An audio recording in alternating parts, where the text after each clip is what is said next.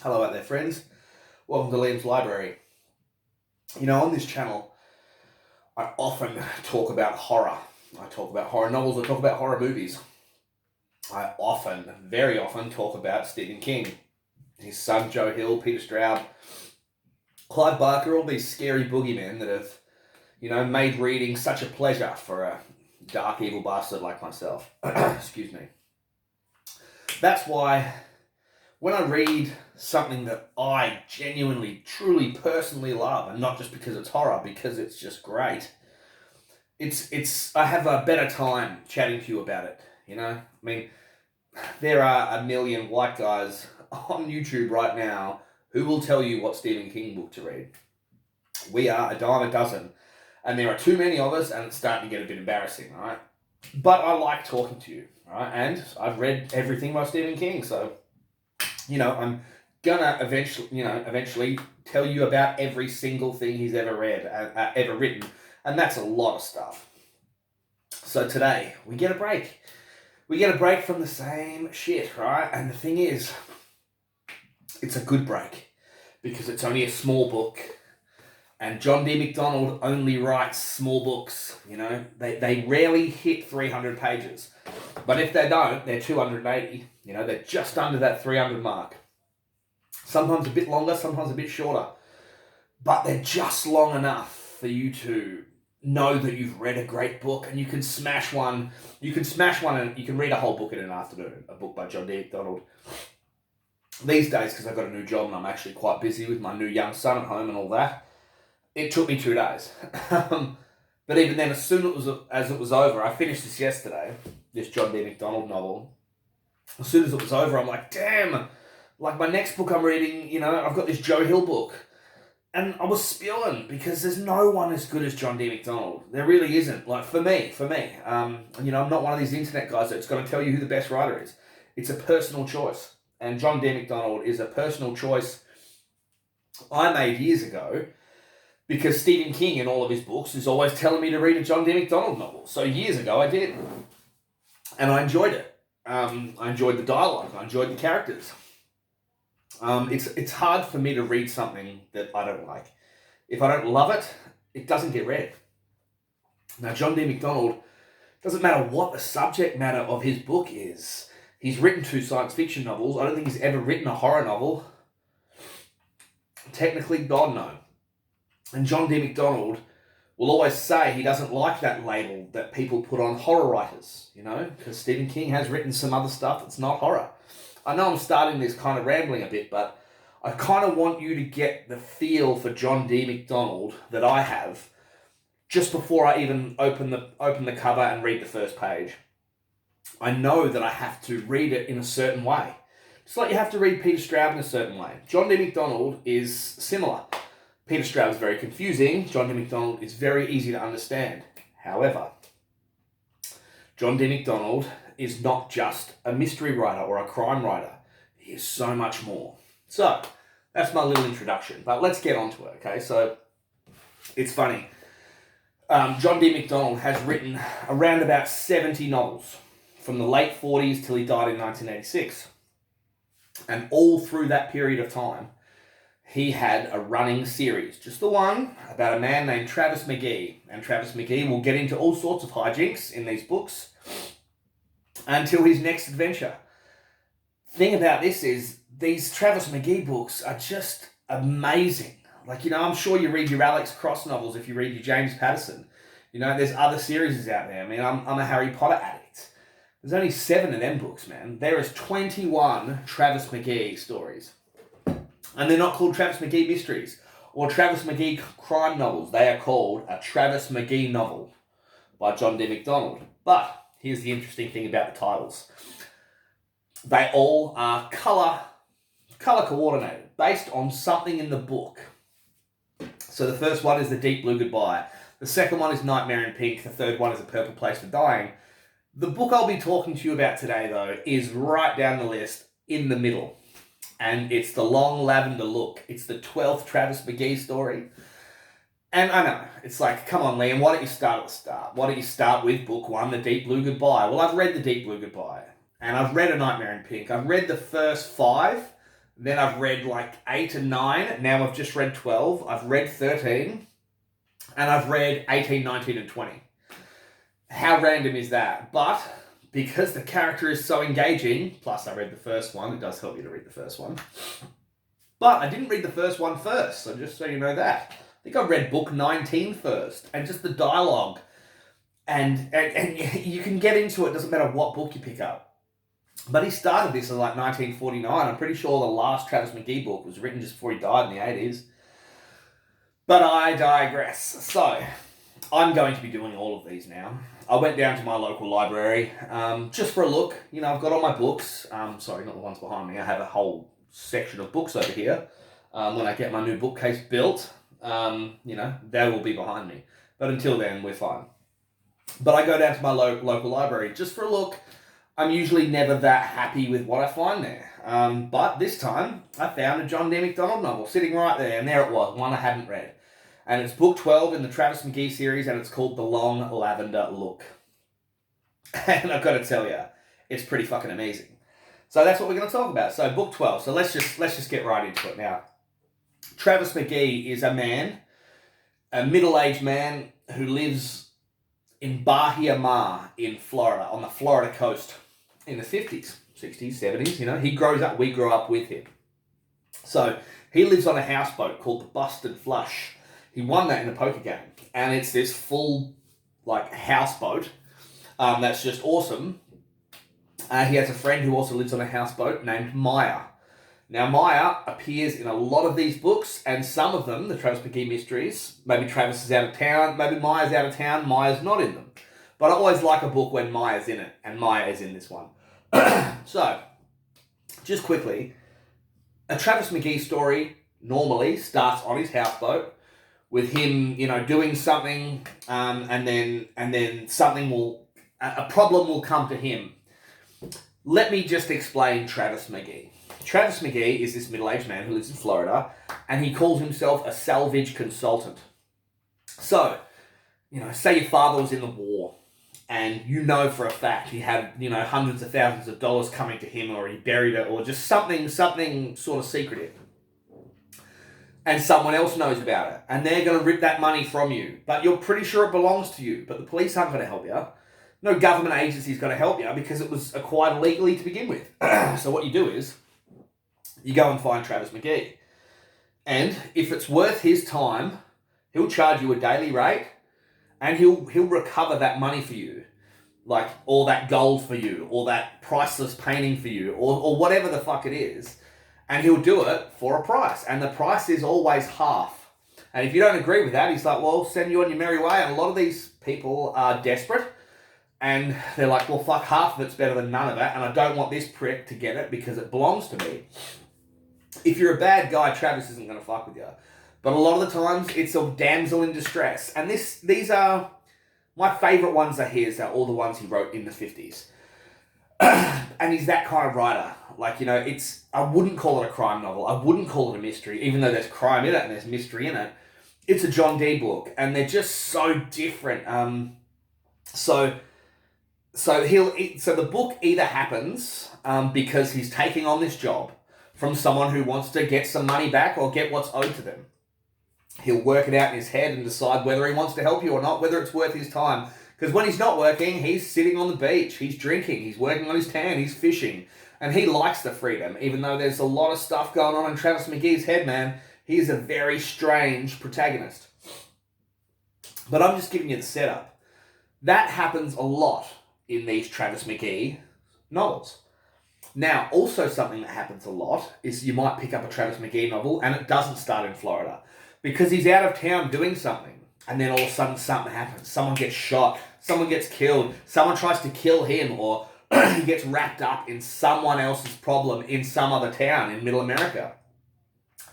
And sometimes the whole novel is that. You never see him in Florida doing the beach thing. It's just Travis fucking under the pump trying to solve this fucking mystery or crime or clear his name or undercover a bit of money or just save his neck because people are trying to kill him. And it's amazing. So there are 21 Travis Mcgee novels, and I've only read 10 of them. I think this is the 10th one I read, book 12. But, you know, you can get either. It's either going to be a Florida story or it's going to be Trav out somewhere else where he really has to use his wits. Now, I've read some of both. Now, that's enough introduction for you with Travis Mcgee. Let's just talk about the book I just read. So, The Long Lavender Look is book 12, and it is exactly what I was just explaining. It is Travis, and he's not in Florida. He's driving home from somewhere. He's driving through some town in Middle America. Sorry, more south, for a bit south. And a woman runs in front of his car in the dead of night, and Maya is his passenger. So straight away you're like, yes, Maya's in it. You know, now Maya isn't a tough guy or anything like that. Maya is an economist. He's a smart professor of a man who understands, you know, political climates and stuff like that. He's a very smart man. He's a lot smarter than Travis Mcgee, and Travis likes having him around. But Maya, hanging out with Travis a lot, gets into trouble sometimes. You know, he's been beat up, he's been attacked, he's been shot at. There's been some books where Maya has been terrified and Travis has had to save the day. So when this one started, it starts with them driving in the car at night. And I'm like, yes, we got Travis and Maya. I'm always happy when they're both in the book. And I was looking forward to a Florida story, but I knew I was going to have a great time because he wasn't in Florida. And then straight away, page 1, this woman runs in front of his car. They swerve, and he drives this weird old Rolls Royce that he's turned into a ute, like a truck.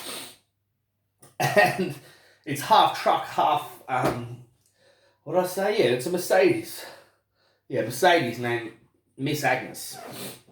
And so he nearly runs this woman over, but she gets out of the way. And the car starts fishtailing, and it ends up in the river, and Travis nearly drowns in the first 3 pages. Maya has to drag him out of the river while he's throwing up river water. Who the hell is the girl? But as soon as they walk on the road and start walking, a slow car pulls up and tries to fucking shoot them both.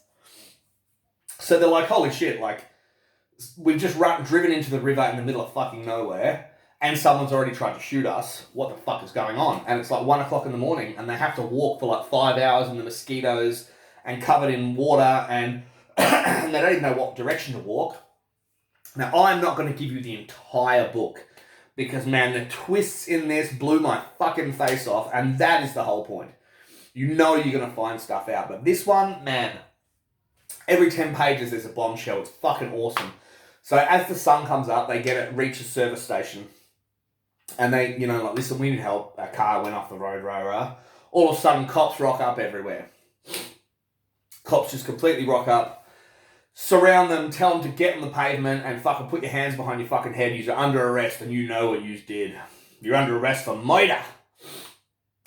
Travis is like, mate, like, you have the wrong guy. And at the end of this, when it all comes out, you know, you're going to know that you should have fucking listened to me. But Maya's like, Travis, you know, just shut up. You know, we don't know what's going on.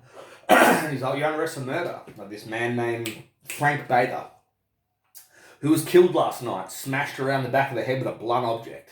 You're coming with me, right? Straight away, you know, Travis is in trouble. They're accused of murder. They've been shot at. You know you're in for it with this book. Now, we'll get to that. We'll get to that. We'll keep going with the story. So they get arrested, of course. Now, Travis has a great lawyer. He's a Florida lawyer. He's a murder trial lawyer, a defense attorney. And as soon as Travis mentions his name, he's like, listen, I need to call my lawyer. And he's like, you know. And okay, so let's talk about the sheriff that arrests him. He is very interesting, man. This sheriff is very interesting. Travis can't get a beat on him, man. Like, is he a good guy? Is he a bad guy? He's very efficient. He's not listening to any bullshit, but he actually seems straight as an arrow. Maybe even too straight. You know, so he's not listening. He thinks it's open and shut, but he's a very smart man. And Travis is just used to dealing with oily, dodgy people. And this guy is not like that. The sheriff is not like that. He's actually one of the good guys. And you want him to be a good guy. And he is a fucking good guy. And at the start, him and Travis do not get along. And it takes a long time to warm up. But, you know, everyone warms up to Travis. Trust me, fuck this book. This book, man. This book is excellent. So, you know, Travis rings his Florida lawyer. The Florida lawyer gets there the next morning, but takes hours getting to Trav in his cell. When they find out when they get let out and they get to speak to the sheriff, and now the sheriff is now convinced that Travis and Maya didn't have anything to do with it. He's going to let them go. Maya was brutally beaten up in the jail cell. Now, Travis wants to kill motherfuckers for this. Maya isn't a fighter. He's a fucking professor, and he's a good man. Whatever happened was just wrong. Travis gets walked past Maya's cell, and Maya's face is busted up, bleeding out the mouth, and Travis is like, fuck, are you alright? And Maya's like, I don't like this, Trav. I don't like anything about this. And Travis, as soon as he gets in there, he says to the sheriff, you're going fucked up, you touched my friend, you know, I'm coming for you now. Whatever happens, like, fucking this is getting sorted out. And he's kind of running his mouth, but the sheriff's just like, no, your friend fell, he slipped. Anyway, the lawyer is the duck's nuts of fucking lawyers. He is the absolute A1, and of course, Travis and Maya, they're free to go because the sheriff admits, yes, you know, he might have been too hasty, but something's going on here because now they have two dead bodies. There's all sorts of other stuff going on. What I'm not going to do is get into detail about the dead bodies, the bad guys, and the bad guys, because there's lots of bad guys. Turns out it's like fucking 5 or something. And that's the fun. That's the fun of a John D MacDonald novel, of a Travis Mcgee novel. Knowing that he's going to find out, good or bad, usually with getting into a fight or getting nearly killed or nearly killing someone. And you know what? There's been a few books with Travis Mcgee where something's happened. And even though he knows he didn't have anything to do with it, he'll have to get rid of a body. Because he doesn't want to give up his freedom and there's no way around it. So the amount of fucking bodies he's buried with his bare hands on a beach, in the woods, in the moonlight, there's a lot, and there's a couple of them in here. And it's always awesome because you get stuck in Travis's head while he's doing stuff. Now, this is what I want to say. John D MacDonald, critics have praised this man, saying that in 100 years, if we come across a John D MacDonald book, and you're not don't know anything about Western civilization, that's the guy you read, because it's fiction. It is American fiction. None of these people exist, and none of this happened. However, you read a John Grisham novel, and he's telling you where it happened at what time. It might have been raining outside. Yeah, there's a courthouse. This is the guy on trial. Yada yada yada. Right? And so it keeps the action and the narrative going. Now, John D MacDonald, the narrative and the action and the dialogue are blowing you away. They're keeping you completely engrossed. It's so real and so awesome. And you know people like this, and you know good and bad people like this. So it's 100 mile an hour and you're following this fast-paced narrative. Now, Travis Mcgee will all of a sudden pause for reflection, and he will think for like 4 or 5 pages about what is going on. And he might even think about his childhood. He might even think about what he knows about women. He might even think about what he knows about criminals. What he knows about planet Earth. What he knows about the gravitational pull of the sun. I'm reaching around in a broad generalized way, but it's not in a broad generalized way in this. When John D MacDonald starts to write like this, when you've just been reading like 30 pages of like crime and cool dialogue and tough guy, big tits action shit, all of a sudden you get to this bit, and it's written in such a poetic way that you better not be too naive to think that you know what the fuck he's talking about. I do have a sense of naivety when I'm reading John D MacDonald. Like, am I smart enough to be understanding this? So I'll read it a few times when he's getting insightful, when he's getting philosophical, because John D MacDonald's philosophies, even though they are a bit dated, they're well, before their time. That's what makes him different than every other person who's telling you about good guys, bad guys, tough guys, and hot women. All that is in there, but that's fucking 20% of it. But it's a big 20%. The 80% is how good a writer this guy is. And when you read who he inspired, Stephen King, you realise Stephen King got his dialogue from this guy. All that really punchy, like what you actually want to say to a person and how they would actually respond is how John D MacDonald writes. Stephen King took mountains of that when he started writing his characters and making us believe them and thinking, fuck, that's what a person would say. John D is better at it. He invented it, and it's spot on. It's fucking unreal. But that philosophy, that philosophical voice constantly running through all of these books. And critics have been known to say to John D MacDonald, mention him, saying it really slowed the book down. Like, 1 minute we're going bang, bang, bang, and then it's like we pause to fucking discuss this in someone's head. Yeah, we do. That's what I love about it. That's what, like, both of them things together is what makes you a fantastic fucking writer. I don't think anybody does it like John D MacDonald. Pete Stroud does it with horror and with philosophy, but he also mixes a lot of poetry in there. John D MacDonald speaks and writes in such a poetic way, but it's more about how you feel. And you know what? Putting into words something that you've thought about your whole life, but you never actually was able to think about it properly until you read it in this motherfucking book. That's what I have to say. So I have to disagree with some critics and 100% agree with others. John D MacDonald will stop his book and all of a sudden dig right into here and take you back to your childhood and remember thinking, fuck, hang on, maybe I am looking at that the wrong way. Anyway, I really wanted to share that with you. So I'm going to let you know a little bit more about the synopsis. So more things start happening. Now, Travis will normally, now that he's out of jail, his lawyer actually says, listen, you want to stick around town for a while and see what you can find out, which keeps the sheriff happy because the sheriff doesn't really want Travis leaving the county yet until he finds out who's been killing these people. And apparently there's a $900,000 job that happened years and years ago at some kind of, those guys that drive armoured trucks. One of them was robbed, and apparently the man who was killed always had this money buried. Now, who was working with him, who murdered him, who framed fucking Roger Rabbit now, who framed Travis Mcgee and Maya, and then more dead bodies keep showing up. So, you're 80 pages in, Travis has just met this chick in town, and we have to talk about it, we do. But then when he gets up in the morning to go and do a few things, find a few things out, there's a dead fucking body in his car with the head smashed in just the same way. No cops there yet, but what the fuck is Travis gonna do now? And then the chick sees it, so now he's got to let her in on it. And it's like, holy fuck, someone is really trying hard to set me up. Is it the fucking sheriff? Who the fuck is it? And you've met all these people, some good, some bad, but all with a fucking hidden agenda, you know? And so I will stop there. I will stop there because I'll end up telling you the whole thing. And there's 50 twists after that dead body, and the ending blows your face directly off. So this is not a spoiler review. Read this book. I haven't given anything away. But I want to talk about a couple of the themes in this book. So, Travis will always, bump into a woman, or a woman will be involved. And Travis is a hopeless romantic. He fucking is. He's terrible. But he's just so good at it. And he's a good-looking, tanned, strong, fit man. And they fall at his feet, man. They do. And sometimes it gets a bit silly, 50s, crime noir, sort of hey, sweet cheeks. But it never gets too silly that it takes you out of the moment. Plus, the entire time, Travis is always trying to work these women out.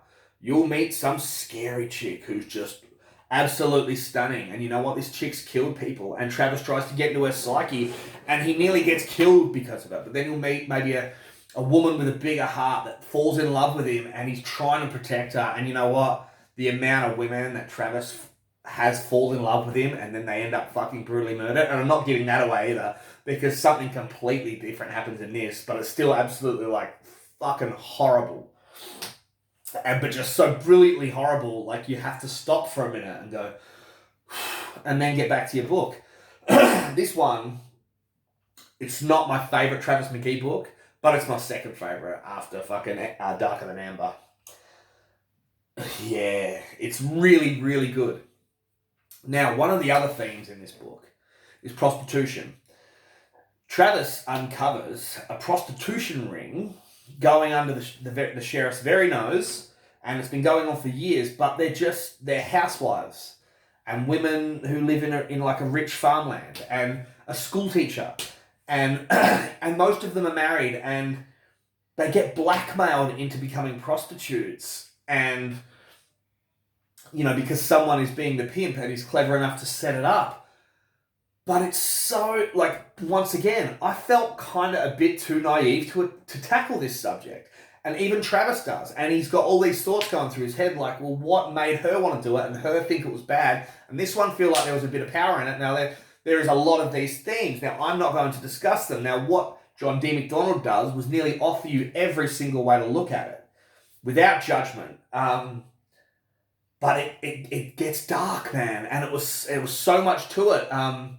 If I'd have read this book 20 years ago, that bit probably might have seemed boring to me because, you know, there wasn't that many, like, but it's a deep social fucking concern, and it's, you know, about mistreating women and equal rights, and, like, also, you know, like, not judging anyone at all, but understanding who is getting hurt by what thing and what secret and what fake love and where it's being sent is going to hurt who. And the thing is, I didn't even want to talk about it. I just wanted to mention the theme because I had no fucking idea. It was too deep for me. And John D, what a fucking writer, man, tackling that. And it was like, it was unreal. And it was like, you know, 21 of these books, and he's never used the same fucking theme twice. You know, a lot of times we're near the beach, but we're not near the beach in this book. Anyway, excuse me, what I didn't do was take notes for this review. I only finished it yesterday, and I had a great time reading this book. What I am going to do after Christmas is buy a John D MacDonald book a week, and we are going to get through the entire Travis Mcgee series, and we're going to start from the beginning. Well, so we don't have to redo this one, but the next time I talk about John D MacDonald to you, it'll be The Deep Blue Goodbye, followed by Nightmare in Pink. Now, I've read those a few times each, but, you know, I always want to read it fresh for you guys, so you can find out how I feel about it now. Not how I felt about it when I was fucking 25. So, I'll leave you with that. Actually, what I will say is, every single Travis Mcgee book has a colour in the title. This one is The Long Lavender Look. The first one is The Deep Blue Goodbye, Nightmare in Pink, Purple Place for Dying, Darker Than Amber, A Tan and Sandy Silence. There's this colour in all of them. But the actual phrase appears once in every one of the books. Some guy died at sea in the first one.